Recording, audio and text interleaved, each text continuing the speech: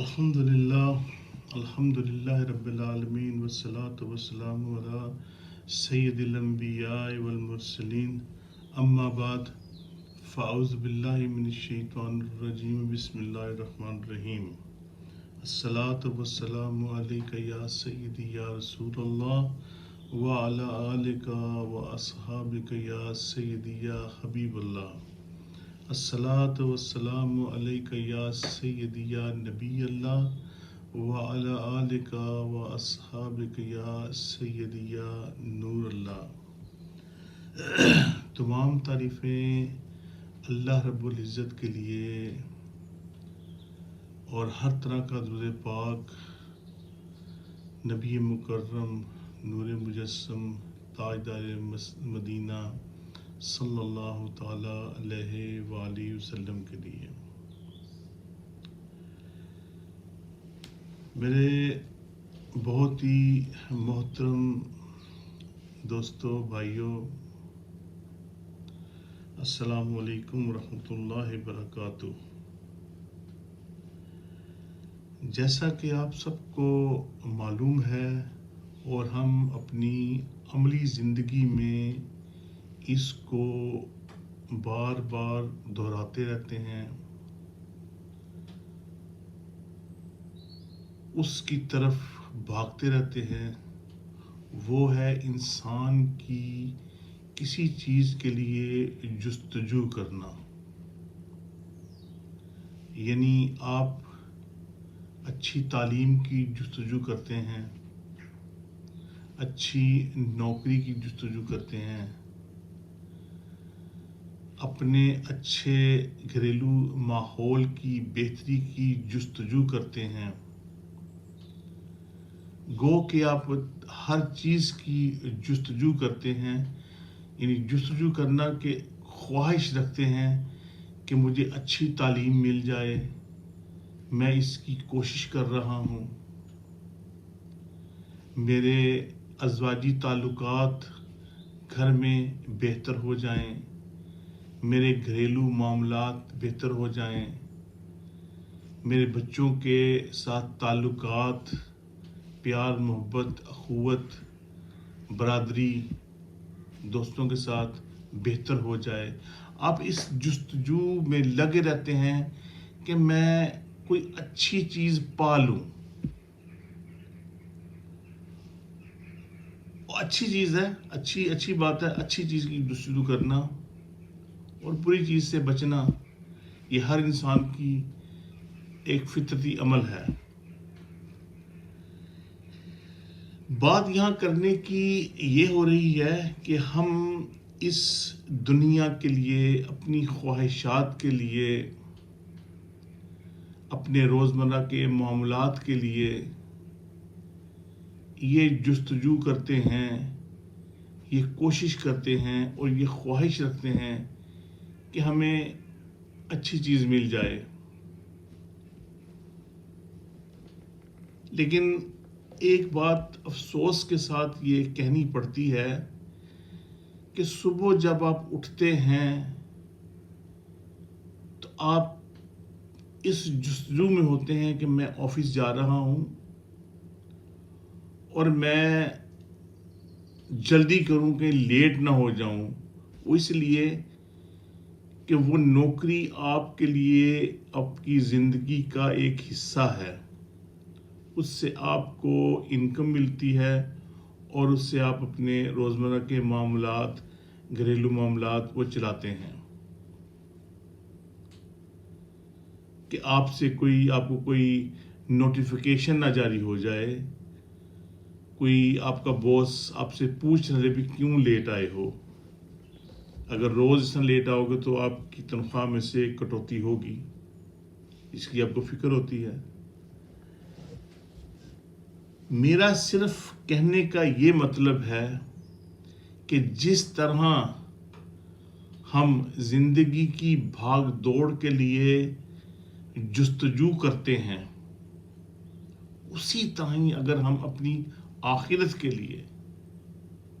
میں بات آخرت کی کر رہا ہوں، دنیا کے لیے تو آپ جستجو کر رہے ہیں، اگر اس میں سے آپ وقت نکالیں، اور آپ کو نکالنا چاہیے، کیونکہ یہ ہمیں اس کا حصہ ہمیں چاہیے، ہمیں اس کی جستجو چاہیے کہ ہم اپنی آخرت کے لیے کچھ کریں، کہ ہمیں آخرت کے بارے میں سوچنا چاہیے اور اس کی بہتری کی جستجو کرتے رہنا چاہیے۔ اب وہ جستجو آپ کیسے کریں گے؟ ظاہری بات ہے، آپ وقت پر نماز پڑھیں گے، قرآن پاک کی تلاوت کریں گے، ذکر و اذکار کریں گے، اللہ کی یاد کو اپنے دل میں ہر وقت اجاگر کریں گے، اپنے بچوں کو دنیاوی تعلیم کے ساتھ ساتھ آپ کو دینی تعلیم کی بھی دینے کی کوشش کرنی ہے، آپ نے اپنی آخرت کو بھی سنوارنا ہے، آپ نے اپنے گھر والوں کی آخرت کے بارے میں بھی سوچنا ہے۔ یہ ایک سوچ ہونی چاہیے اور اس کی جستجو ہمیں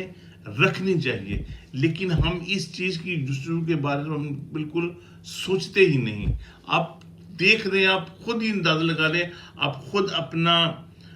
محاسبہ کریں، اپنے دن کے پورے شیڈول بنائیں، اس میں آپ دیکھیں کہ آپ نے اپنے دین کے لیے، اپنے دینی کاموں کے لیے آپ نے کتنا وقت مخصوص فرمایا ہے، اور آپ نے دنیا کے لیے،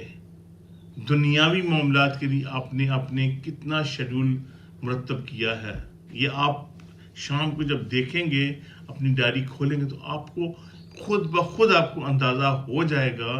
کہ آپ نے 24 آورز میں سے اور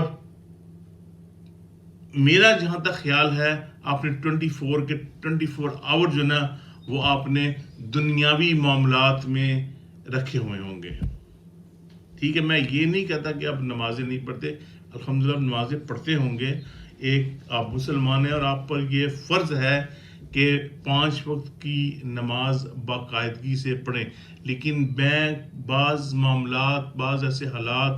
بعض ایسے لوگوں کے معاملات کے بارے میں دیکھتا ہوں، ان کے پاس اس کے لیے وقت نہیں ہے۔ جب ان سے کہا جائے تو وہ جواب ملتا ہے، اور جی ابھی ہم تھوڑے مصروف ہیں، انشاءاللہ تعالی مصروفیت نکال کر ہم اس معاملے کی طرف آئیں گے۔ ارے بھائی، آپ ابھی مصروف ہیں، آپ کو پتہ نہیں آپ کی دوسری سانس آپ کو ملے گی یا نہیں ملے گی، آپ کو توبہ کی توفیق ہوگی یا نہیں ہوگی، یہ نہیں معلوم۔ آپ سوچتے ہیں کہ میں ریٹائر ہو جاؤں گا پھر شروع کروں گا، نہیں، یہ بات نہیں۔ آپ کو اپنی دوسری سانس کا نہیں پتا۔ آپ کو اللہ رب العزت نے جو معاملات اس دنیا کے لیے دیے ہیں، اللہ رب العزت نے یہ معاملات آپ کو آخرت کے لیے بھی دیے ہیں۔ آپ کے پاس وقت اللہ تعالیٰ نے دیا ہے، لیکن آپ نے اس وقت کا صحیح طریقے سے استعمال نہیں کیا۔ اگر آپ اس وقت کو صحیح طریقے سے استعمال کریں تو آپ بخوبی اس میں سے آپ وقت نکال سکتے ہیں کہ یہ میرا کام ہے، یہ میری ڈیوٹی کا کام ہے۔ اور جب اللہ رب العزت کی طرف سے اذان کا بلاوا آتا ہے، اللہ اکبر اللہ اکبر، اللہ بلا رہا ہے، اللہ ایک ہے، حی علی الصلاۃ، حی علی الصلاۃ، حی علی الفلاح، حی علی الفلاح، نماز کی طرف آؤ، فلاح کی طرف آؤ، اس وقت وہ بھی نماز کا ٹائم ہے، اس وقت آپ وہ چیزوں کو بند کر دیں اور آپ اللہ کے حضور میں سجدہ بسود ہو جائیں اور اپنے گناہوں کی معافی مانگیں، کیونکہ یہ کام آپ کے آخرت میں آنے والے کام ہے۔ جو دنیا میں جو آپ نے صاحب کی جو کہ اس کے جو تعلقات کی یہ وہ دنیا میں رہ جائیں گے، وہ آخرت میں یہ نہیں ہوگا کہ آپ کے صاحب آپ لیٹ آئے تھے تو آپ کے صاحب نے آپ کو پنشمنٹ دی، یہ نہیں پوچھا جائے گا اس کو دی یا نہیں دی، یہ ضرور پوچھا جائے گا آپ نے اپنی کام میں کتنے ایمانداری دکھائی، یہ ضرور پوچھا جائے گا۔ اس کے ساتھ ساتھ آپ نے یہ ضروری بھی پوچھا جائے گا آپ نے اللہ رب العزت کی تعلیمات، تعلیم قرآن، نماز کے اوقات، نماز میں کتنی پابندیاں کی آپ نے، جو آپ کے اوپر فرض ہیں اس پر آپ کتنے ٹائم تک بجا لائے. تو یہ جستجو جو ہے نا، یہ جستجو آپ کو آخرت کے لیے بھی کرنی چاہیے، کیونکہ یہ ٹاپک ایک طویل ٹاپک ہے. تو اس چھوٹے وقت میں زیادہ تو بیان نہیں کر سکوں گا. بس یہ سوچ لیجیے کہ اپنی زندگی کو ایک محدود رکھیے اور اس محدود وقت میں دنیا کے معاملات بھی اپنے نپٹائیں اور اپنی آخرت کے لیے بھی کچھ وقت نکالیں اور اس کے بارے میں سوچیں.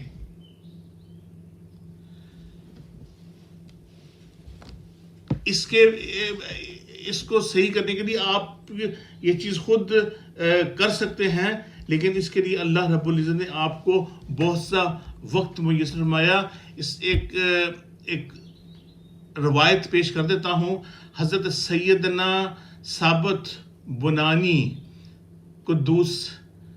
رحمت اللہ تعالی علیہ سے روایت ہے کہ ایک دن حضرت سیدنا شداد بن اوس رضی اللہ تعالی عنہ نے اپنے ایک رفیق سے فرمایا دسترخوان لاؤ، اس سے تھوڑی دیر جی بہلا لیں.